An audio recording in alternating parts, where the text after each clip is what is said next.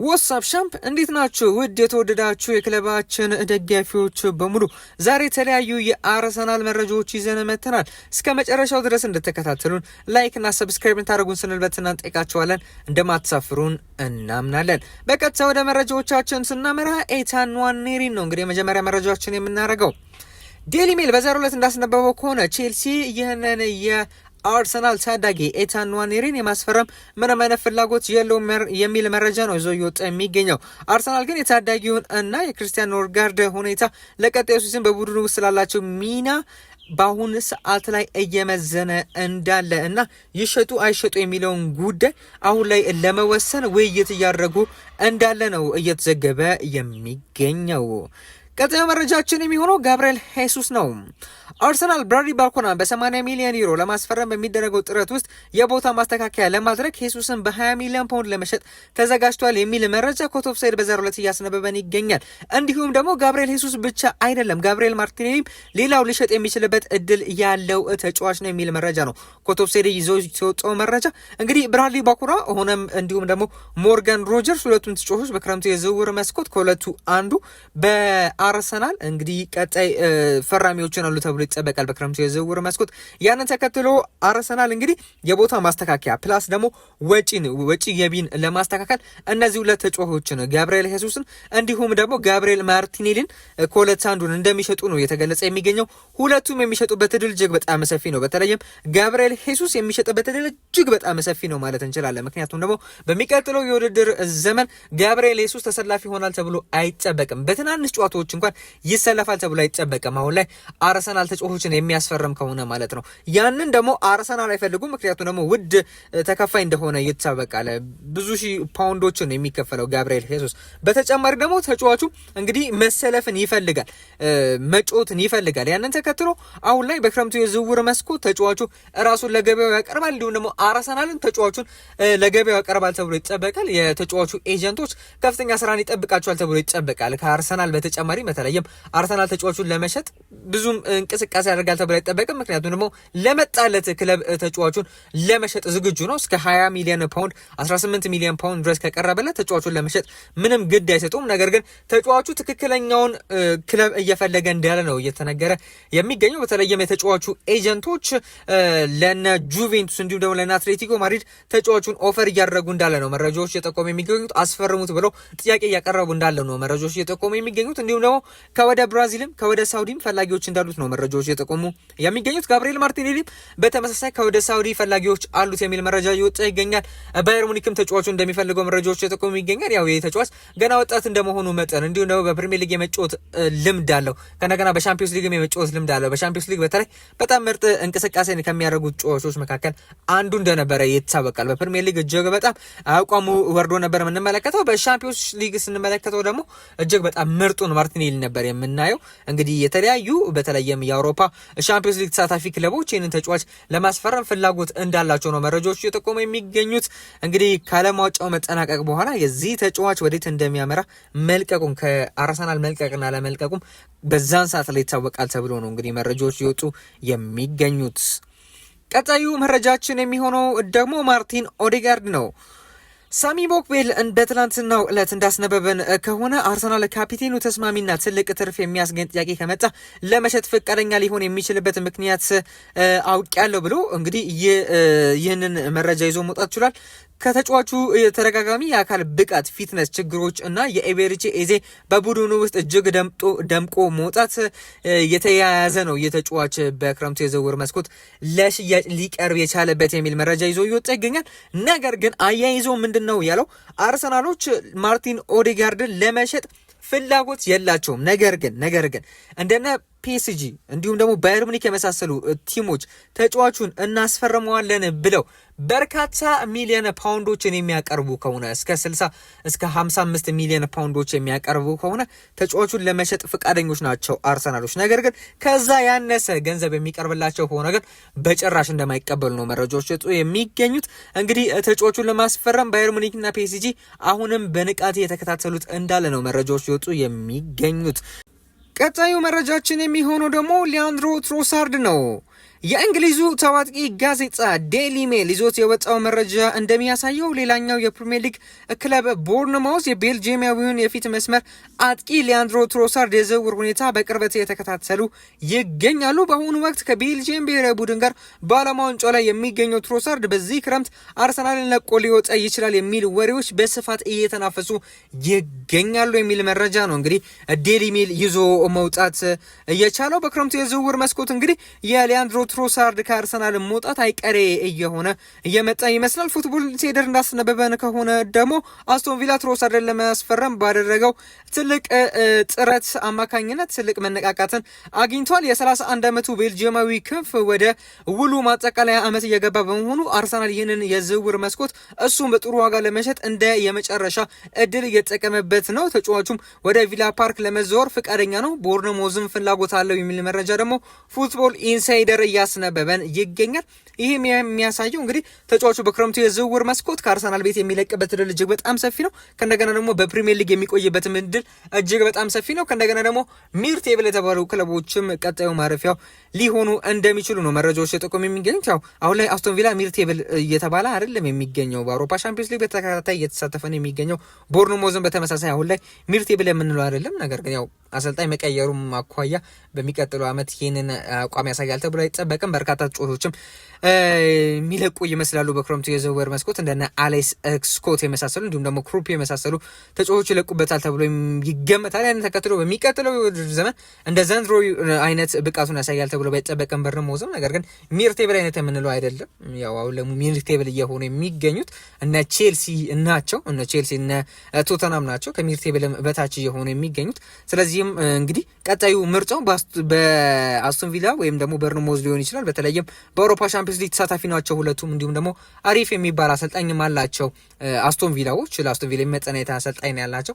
ተደጋጋሚ የሻምፒዮንስ ሊግ ተሳትፎን ከእንደገና ደግሞ ቶፕ ፎር የመጨረስን ብቃት ስላላቸው ወደ አስቶን ቪላ የሚያመራበት እድል እጅግ በጣም ሰፊ ነው። ወደ ቦርንማውዝም የሚያመራበት እድል እጅግ በጣም ሰፊ እንደሆኑ ነው መረጃዎች የጠቆሙ የሚገኙት። ቀጣዩ መረጃችን የሚሆነው ደግሞ አዲሱ አሌክሲስ ሳንቼዝ ተብሎ የሚጠራው ዳሪዮ ኦሶሪዮ ነው። አርሰናል የኤፍሲ ሚትላንድ የዴንማርክ ክለብ ነው እና የቺሊ ብሔራዊ ቡድን የክፍ መስመር ተጫዋች የሆነውን ዳሪዮ ኦሶሪዮን በቅርበት የተከታተለ እንዳለ መረጃዎች ይወጡ ይገኛሉ። በትውልድ ሀገሩ ቺሊ ቀጣዩ አሌክሲስ ሳንቼዝ ተብሎ የተጠራው የ22 ዓመቱ ተጫዋች ባለፈው ሲዝን ለክለቡ 8 ጎልና 10 አሲስት ማድረግ የቻለ ሲሆን ክለቡ ሚትላንድ ተስማሚ የሆነ ገንዘብ የሚቀርብለት ከሆነ ተጫዋቹን ለመሸጥ ፈቃደኞች እንደሆኑ ነው መረጃዎች በስፋት እየወጡ የሚገኙት። እጅግ በጣም ድንቅ የተባለ ተጫዋች ነው ዳሪዮ። እንግዲህ በራይት ዊንግ ቦታ ላይ መጫወት ይችላል፣ እንዲሁም ደግሞ በአታኪንግ ሚድፊልድ ቦታ ላይ መጫወት ይችላል። የግራ እግር ተጫዋች ነው። ሜትር ከ84 ይረዝማል። በኤፍሲ ሚትላንድ የሚጫወት ተጫዋች ነው። ቺሊያዊ ነው። 22 ዓመቱ ላይ ነው የሚገኘው። እጅግ በጣም ያንግ ነው ማለት እንችላለን። ወጣት የተባለ ተጫዋች ነው። ከእንደገና ደግሞ እጅግ በጣም ፈጣን ነው። እንደ ክንፍ ተጫዋች ደግሞ እጅግ በጣም የነገር አስፈላጊ እንደሆነ ይታወቃል። በጣም ፈጣን ነው። እንደገና ደግሞ በሌፍት እግሩ እጅግ በጣም ክሬቲቭ ነው። ሌፍት እግሩ እጅግ በጣም በብዙዎች ዘንድ ይደነቃል። በተለይም በግራ እግሩ የሚሰራቸው ምታቶች እጅግ በጣም ያስደንቃሉ። ድሪብሊንግ ላይ እጅግ በጣም አስገራሚ ነው። ዋን ቱ ዋን በጣም እጅግ በጣም በዋን ኦን ዋን ሲቹዌሽን እጅግ በጣም የሚደነቅ አይነት ተጫዋች ነው። የተጫዋች ቺሊያዊው እንግዲህ ዳሪዮ እጅግ በጣም የሚደነቅ ተጫዋች ነው። ቻንሶችን ክሬት ማድረግ ይችላል። ከእንደገና ደግሞ ከረጅም ርቀት ኳሶችን በመምታት እንግዲህ ጎልን ማስቆጠር ይችላል። እጅግ በጣም ሊደነቅ የሚገባው በተለይም ከወጣትነቱ አንጻር በጣም የሚደነቅ አይነት ተጫዋች ነው።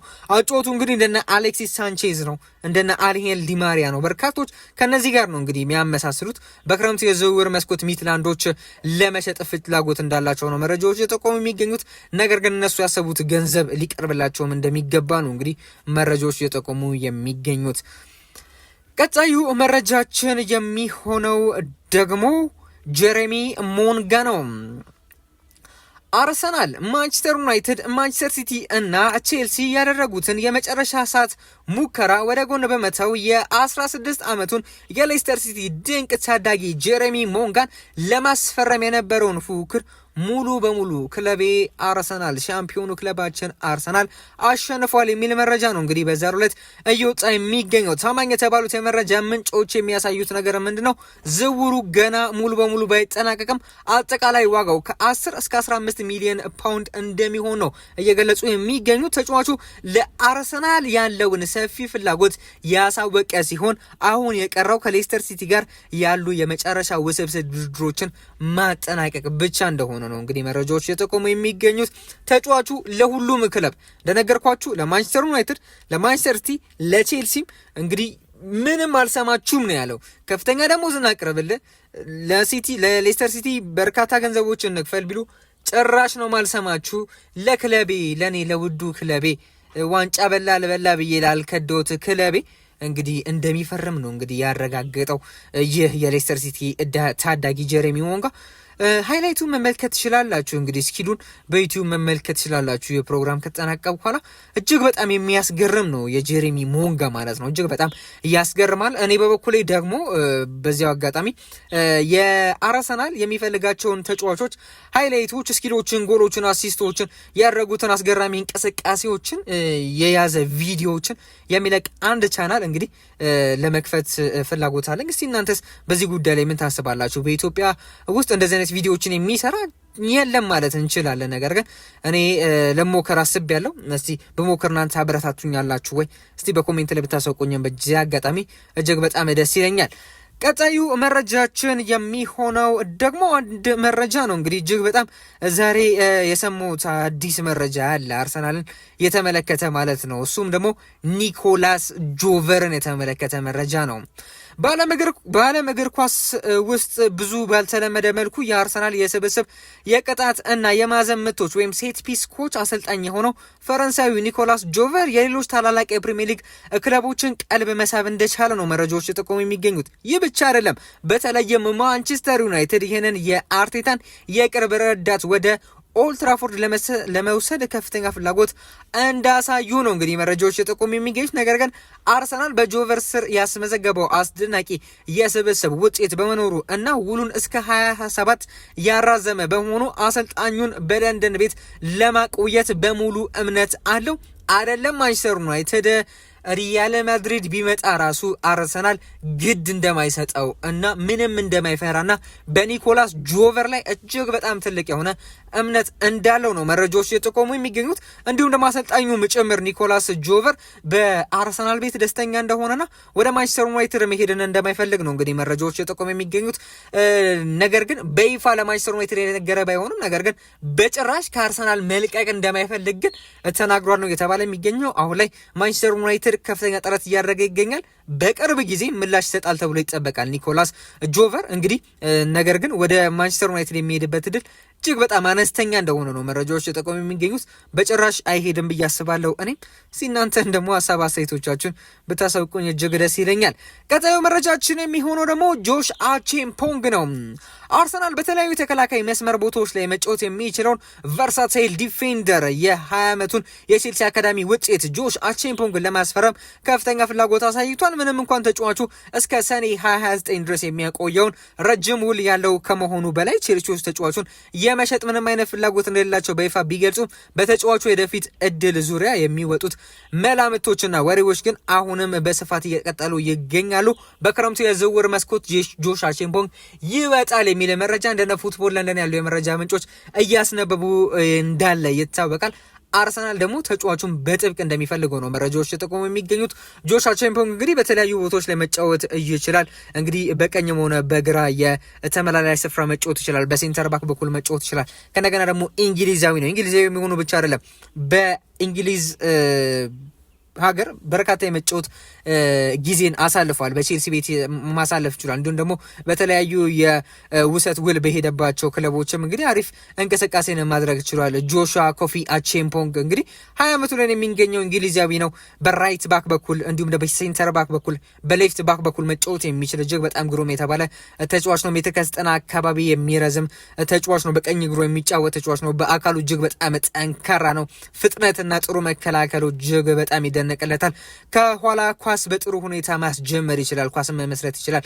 እንደነገርኳችሁ በራይት ባክ፣ በሴንተር ባክ፣ በሌፍት ባክ በኩል መጫወት የሚችል ግሩም የተባለ የቨርሳታይል ተጫዋች እንደሆነ ይታወቃል። እንደነ ዩሪየን ቲምበር አይነት ተጫዋች ነው። እንግዲህ በርካቶች ከሱ ጋር ነው የሚያመሳስሉት። እጅግ በጣም አሪፍ ተጫዋች ነው። ነገር ግን ከቼልሲ የሚለቅበት እድል እጅግ በጣም አነስተኛ እንደሆነ ነው እንግዲህ እኔ በግሌ የሚሰማኝ። እስቲ እናንተና ሀሳብ አስተያየት በኮሜንት ላይ ያሳውቁኝ። ቀጣዩ መረጃችን የሚሆነው ደግሞ ኒኮ ፓዝ ነው። የኮሞ ወጣት ተጫዋች እና ተስፋ ሰጪ አማካኝ ኒኮ ፓዝ በአርሰናል የዝውውር ራዳር ውስጥ እንደገባ በዛሬው ዕለት ቲም ቶክ እያስነበበን ይገኛል። በግንባር ቀደምነት እየተጠና ይገኛል እዚህ ተጫዋች ወደ አርሰናል የመምጣት እድሉም። ይህንን የ21 ዓመት አርጀንቲናዊ ኮከብ ይበልጥ ውስብስብ የሚያደርገው የቀድሞ ክለቡ ሪያል ማድሪድ በሱ ላይ ያለው የመልሶ መግዣ መብት ባይ ክሎዝ ነው። የወጡት መረጃዎች እንደሚያመላክቱት ማድሪዶች ይህንን ውል መብታቸውን በመጠቀም ተጫዋቹን መልስ ከገዙት በኋላ ለፕሪሚየር ሊግ ክለቦች በከፍተኛ ዋጋ በመሸጥ የገንዘብ ትርፍ ፕሮፊት ለማግኘት አቅደዋል። ይህንን ተከትሎ አርሰናል ተጫዋቹ ሁኔታ በቅርበት እየተከታተለ ይገኛል። ሪያል ማድሪድ እንግዲህ ለኮሞ ይህንን ተጫዋች በሚሸጥበት ሰዓት ላይ እኔ ጋር ከዛው 10 ሚሊዮን ዩሮ ነው የምትሸጡልኝ ብሎ እንግዲህ በውል ውስጥ አስቀምጦ ነበር። አሁን ላይ እንግዲህ ሪያል ማድሪድ ይህንን ተጫዋች በ10 ሚሊዮን ዩሮ ከኮሞ በመግዛት ከዛ ለፕሪሚየር ሊግ ቲሞች እስከ 60 ሚሊዮን ዩሮ በሚደርስ ዋጋ ለመሸጥ ፍላጎት እንዳላቸው ነው እየተዘገበ የሚገኘው። ያንን ተከትሎ አርሰናል ደግሞ ተጫዋቹን በቅርበት እየተከታተለ እንዳለና ስለዚህ ዝውውር ከፍተኛ የሆነ ንቃት ላይ ሆኖ እየተከታተለው እንዳለ ነው መረጃዎች እየጠቆሙ የሚገኙት። ቀጣዩ መረጃችን የሚሆነው ደግሞ ሞርጋን ሮጀርስ ነው።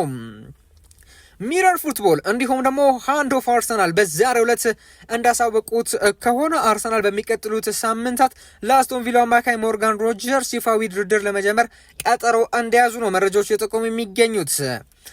ለአርሰናል ትልቁ የማበረታቻ ሮጀርስ ለሌሎች ክለቦች ለቼልሲና ዩናይትድ ጭምር ምላሽ አለመስጠቱ እና ብቸኛ ምርጫ አርሰናል ማለቱ ነው ይለናል ሃንድ ኦፍ ፉትቦል።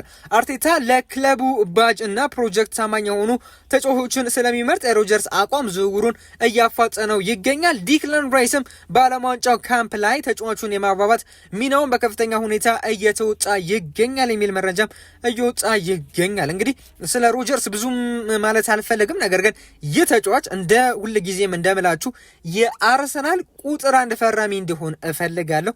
ከፈረመ በኋላ ደግሞ የሚቀጥለውን ውድድር ዘመን የፕሪሚየር ሊግ ዋንጫ እንደሚያሸንፍ በ10 እጣቴ እፈርምላችኋለሁ። በጣም እርግጠኛ ነኝ። እስቲ እናንተን ሀሳብ አስተያየት ስለዚህ ተጫዋች ብታሳውቁኝ እጅግ ደስ ይለኛል። በፕሪሚየር ሊግ ልምድ ያለው ዋጋው አነስተኛ ከእንደገና ደግሞ ለሚኬል አርቴታ ቡድን በሚገባ የሚሆን ተጫዋች ወደ አርሰናል መጣን ደስተኛ ናችሁ ወይ? እስቲ በኮሜንት ላይ ብታሳውቁኝ እጅግ ደስ ይለኛል። እንግዲህ ሞርጋን ሮጀርስ ብቻ አይደለም ግን ይህንን ሳነሳ ስለ ሞርጋን ሮጀርስ ሳነሳ ሞርጋን ሮጀርስ ብቻ አይደለም አርሰናል ይህ ተጫዋች ካልተሳካለት በቃ አይተውም ይህንን የክንፍ መስመሩን እንደነ ብራድሊ ባርኮላ እንዲሁም ደግሞ ራፋኤል ሊያውም በአርሰናል ሾርት ሊስት ውስጥ እንደተያዙ መረጃዎች የጠቆሙ ይገኛል። ነገር ግን በግሌ ብራድሊ ባርኮላ የሚመጣበት እድል አለ ብዬ አስባለሁ። በተለይ የሞርጋን ሮጀርስ ዝውውር የማይሳካ ከሆነ ያው የሚሳካበት እድል እጅግ በጣም ሰፊ እንደሆነ ነው የተለያዩ መረጃዎችን ሪሰርቾችን ታማኝ የተባሉ የመረጃ ምንጮችን በሚመለከትበት ሰዓት ላይ እያሳዩ የሚገኙት ፍንጩ የሚታየው ያ ነው። እንደነ ዮኮሬስ አይነት ማለት ነው። ዮኮሬስ እንግዲህ ዝውውሩ እንደሚሆን ሁላችንም እናውቅ ነበር። ነገር ግን በጣም ተንጓቶ ነበር። ሴስኮን ይፈልጋል አርሰናል ይባላል፣ ስፖርቲንጎች እንደዚህ ይላሉ። ነገር ግን በስተመጨረሻ የአርሰናል የግሉ እንደሆነ ይታወቃል። እንደዛ ሁሉ ሞርጋን ሮጀርስም ትንሽ ሊንጓተት ይችላል እንጂ መሆኑ የማይቀር ይመስለኛል። በተለይ ጀሬሚ ሞንጋ ከዛም በኋላ ደግሞ ሞርጋን ሮጀርስ የአርሰናል ንብረት የሚሆኑበት እድል እጅግ በጣም ሰፊ እንደሆኑ ነው መረጃዎች የጠቆሙ የሚገኙት። በመሀል ሜዳ ደግሞ አሌክስ ስኮትም በአርሰናል በኩል እንደሚፈለግ እየተጠቀሰ ይገኛል። ከነገና ደግሞ አዩ በዋዲን በተመሳሳይ በተለይ አሁን ላይ የዓለም ዋንጫ እያሳየ የሚገኘው ድንቅ ብቃት ተከትሎ የተጫዋቹ ዋጋ እንደናረና ሌሎች እንዳናሩትና ፒኤስጂ በጥብቅ እየፈለገው እንዳለና እንዲሁም ደግሞ ማንቸስተር ሲቲ ይህንን ተጫዋች እንደሚፈልጉት ሪያል ማድሪድም የተጫዋቹን መግዛት እንደሚፈልግ መረጃዎች ይወጡ ይገኛል። ነገር ግን ሞስት ፕሮባብሊ እንደማስበው በተለይም ብራድሊ ባርኮላ ከፒኤስጂ የማይለቅ ከሆነ በተለይም ይህንን ተጫዋች ያስፈርሙታል ተብሎ አይጠበቅም። ምክንያቱም ደግሞ የፋይናንሻል ምክንያት ማለት ነው። ምክንያቱም ደግሞ ሌሎችም ተጫዋቾች ያስፈርማሉ ተብሎ ይጠበቃል። ሌሎችም ቦታዎች ላይ ያጠናክራሉ ተብሎ ይጠበቃል ፒኤስጂዎች። ስለዚህ ቦዋዲን ከማስፈረም ይልቅ ሌሎችን ተጫዋቾች የሚያስፈርሙበት እድል እንዳለ ነው መረጃዎች የጠቆሙ የሚገኙት። እንግዲህ አርሰናል ነው ይህንን ተጫዋች ያስፈርማል ተብሎ የሚጠበቀው። ነገር ግን አርሰናል ከዚህ ቦታ በተጨማሪ ሌሎች የክንፍ መስመር ላይ ነው መጀመሪያ ትኩረቱን እንደሚሰጥ መረጃዎች የጠቆሙ የሚገኙት። እስቲ ወደፊት አብረን የምንመለከት ይሆናል። እስቲ እናንተስ ምን ሀሳብ አስተያየት አላችሁ ስለ ዝውውሩ ጉዳይ? ስለ ሁሉም ስለ እኔም ስለ ፕሮግራሜ ሀሳብ አስተያየት ካላችሁ በኮሜንት ላይ አሳውቁኝ። እስከ መጨረሻው ድረስ ተከታተላችሁ ላይክና ሰብስክራይብ ስለምታደርጉ እጅግ አድርገን እናመሰግናለን። መልካም ጊዜ